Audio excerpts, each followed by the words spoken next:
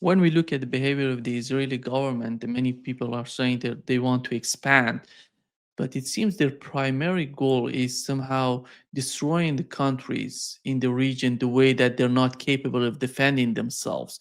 Look at what has happened in Syria.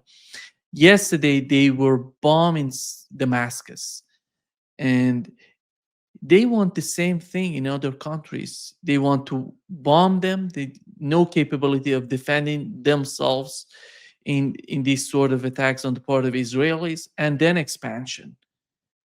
And I don't know if the reality, if they were talking about these geopolitical issues, when these sort of summits come to Doha, and what is the nature of the talks they're doing, Professor Ryan? Many people like us, we don't know what's going on there. Do they really talk about geopolitical issues with Israel? Well, and also, by the way, the Israelis bomb Lebanon regularly. Yesterday, they murdered one person in Nabatea. They bombed an apartment block, severely injuring women and children.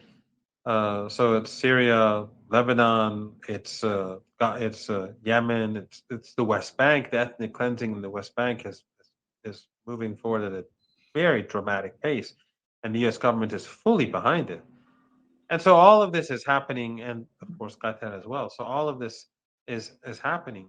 But I do think that even though uh, we all ex- would want, the world expects these leaders to cut off ties with the regime. I mean, imagine if Turkey had just stopped cooperating, if the Republic of Azerbaijan, Aliyev, ended his alliance with the regime, if Jordan and Egypt and the Saudis and the Emiratis and the Bahrainis and the Moroccans all did the same, the blow to the regime would be enormous. It would be enormous. It would make it far worse overnight. But we knew that this was not going to happen. Nevertheless, the discussions on the sidelines are not the discussions that are helpful to the regime. They hurt the regime. Countries do tilt away for the sake of self-preservation, because the regime in the United States doesn't take their interests into consideration. They're fearful of the United States. Erdogan is fearful if he does something that the United States doesn't like, they'll impose sanctions. The same is true in Saudi Arabia, or the same is true, or they could bomb the Emirates, or they can do what they did to Qatar. They could do it to Bahrain. They could do it to any of these countries, and these are weak regimes, family dictatorships that don't have popular support. It's not like in Iran when they bomb the country, then the people come to the streets. It's not like Lebanon where they bomb the country and the resistance holds them back, and they fail to take anything of anything substantial until after the ceasefire, and then the Lebanese government let them come in. It's not like in Yemen where the people rally behind Ansarullah and the Yemeni armed forces in the struggle. These regimes are weak, vulnerable, and unpopular, and in the American camp. But but still, they're worried. They're concerned. So, and that's what leads to improved ties for the example of Iran and Egypt, and it will definitely have a, an impact on their relationships with China, Russia, and countries across the global south. It will definitely create greater interest in the Shanghai Cooperation Organization or BRICS, anything that can provide them with a little bit more protection, even as they live in fear of the United States and they're stuck in the American camp. So none of this works. And as I said, it strengthens Iran because it shows that Iran's logic was always valid. It was correct. It strengthens Hezbollah. It strengthens the resistance. It strengthens the Palestinian people because they said, look, what they did in Qatar is completely uncalled for. So imagine, and so look at what, so it makes people look again, look again, those who are still had their eyes closed somehow after 2 years. Look at Gaza in a different light. And then after what we saw in the summit, we see the intensification of the attack on Gaza and the outrageous airstrikes that we're now seeing. Sort of like a spit in the face to these Muslim leaders. who do nothing for the Palestinian people. That can create instability. These Many of these regimes, they take a stronger verbal stance because they're afraid about not only their own survival, uh, but also their image among the citizens of their countries.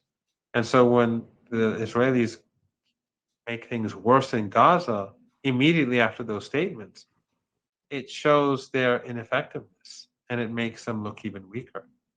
And when they're seen as weak, that can make people feel more empowered in dealing with these governments. And that could lead to change. Remember in 2000, when we had the Arab Spring, no one expected that. No one expected it. Today, the situation on the streets are far worse than what they were back then. Donald Trump said that the United States will not let any more attacks on Qatar. But Netanyahu came out and said, we're going to attack again and again and again until we get the target. So it somehow shows how weak the United States is in dealing with Israel in the eyes of Arab states who are, somehow they did everything for the United States to stay in their countries in order to support them in terms of the security, how they, because they're not capable, they're buying. Many people would be somehow surprised that the Saudi Arabia, the defense budget of Saudi Arabia is much more than what Iran has as a defense, but they're not capable of defending themselves. That's why the United States is there. That's a great point. What about the trillions? I didn't say billions. The trillions of dollars that the Saudis and the Emiratis and the Qataris have spent on American weapons over the past couple of decades. The Israelis just fly right over their airspace and they can't do anything about it. And then the American bases that are all across the Persian Gulf region don't do anything about it. So all those resources went to waste. Trillions of dollars have gone to waste into the pockets of Western businessmen and Western governments for nothing, just to strengthen the United States, just to strengthen the Israeli regime, and to no effect. They flew right over Saudi Arabia. Not one plane or two planes, large numbers. Nothing. So, and the other point you made is so extraordinary. It wasn't as if Netanyahu said, no, we will strike like 6 months after or 3 months after Trump said it will not happen again. He said it literally hours later. It's a slap in the face to Trump. Yet this Trump, instead of responding to the Israelis and saying, no, I said this will not happen again and will not happen again, we see him dancing in the stadium hours after Charlie Kirk dies. And, when the reporter said, how are you holding up? He said, and he said, look at building a fantastic ballroom. And this is the state of the United States. He's reflective and this harms the United States. This weakens the United States even further. So it's all bad news. We've been saying this for 2 years now, that the Israeli regime and its genocide is destroying the collective West. It is destroying the empire. But it is just picking up speed as time goes by. It's like it's now going all downhill. It's like um, it's just picking up speed, especially after we saw the images of the starving kids and the starving Palestinians. We saw this rapid shift in the mood, especially in the West. And now it's what's happened with Iran and then what happened with Qatar. It's only it's just moving down more rapidly, but it's even impacting U.S. internal politics, as I said earlier. Now, Charlie Kirk, regardless of who carried it out, people are saying maybe the Israeli regime did it. Maybe it was because he was shifting. He was their last uh, major public figure who could hold back the tide, at least among a segment of U.S. society. And he was shifting, we now know. And that created, because of the outrageous behavior of the Israeli regime and the U.S. government, people are saying maybe it was them. Probably it was them. It was definitely them, say some. Again, I have no idea. But the point is that it is weakening the foundations of the political regime in the United States. The last 2 years has been devastating, been extremely corrosive for the United States itself and Europe too, but the United States in particular. The Israeli regime is not only destroying humanity, but it's paradoxically it's destroying the empire. Professor Mandy, before wrapping up this session, how do you feel about China today? Do you think that China, you compare China and their policy in the Middle East to the ones of the United States. What is the major difference between the two? Well, the criticism that's directed towards China is that it's not doing enough. Compare that to the United States. The United States is carrying out a genocide. The US Secretary of State goes to Israel as it's intensifying these atrocities right after it attacks Qatar. That's outrageous behavior. So compare the criticisms. The United States is despised, and China, people are just, saying, can you do more? Please do more. Help stop this. That shows that the image of China is far. There was a poll recently carried out in Iran. The image of China is far higher than the image of any Western country, or it is substantially higher. Not the governments, China. Because people in Iran, some people may like the United States, Hollywood or universities, or traditionally that may have been the case. That is gradually changing too. So in Iran, people dislike the US government. In polls, it's always disliked immensely. But there is a segment of Iranian society that likes the United States as a country. China right now, brand China, is higher. It's ahead of all Western countries in Iran, according to the last poll. Why is that the case? It's because of Western behavior. So China is being empowered because of the behavior of the West. And by the way, the meeting between President Pezeshkian and President Xi, and also with other senior Chinese officials, went very well. Very important agreements were made.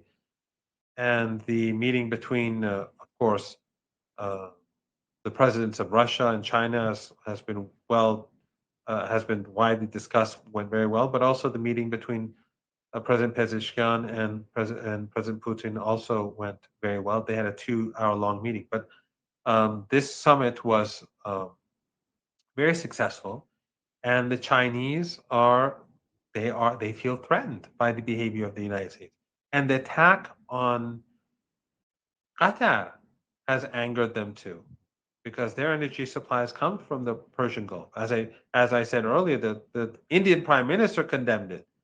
Chinese are angry too. So that helps solidify ties with countries like Iran, because they countries feel they need Iran more than before in order to preserve the stability and security of the region. I think the point you've raised is so important because China is much more dependent on the security of the region than the United States in terms of the energy.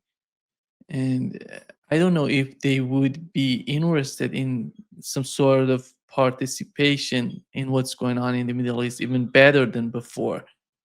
And do you feel that would come to their behavior? Because with the war in Ukraine, we saw China somehow, little by little, inching towards supporting Russia. They were supporting, they were not that much vocal about what was going on.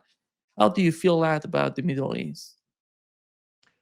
The relationship between Iran and China is evolving very rapidly. The meeting between President Pezeshkian and President Xi in Beijing was, and with other senior officials in China were, I think, this was a turning point.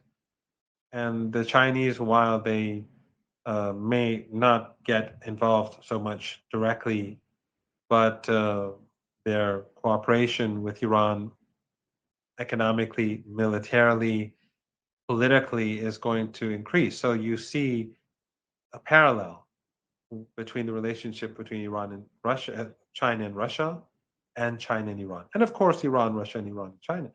Uh, this is thanks to U.S. policies, thanks to the Israeli regime's outrageous behavior, that this is increasing in pace at this moment.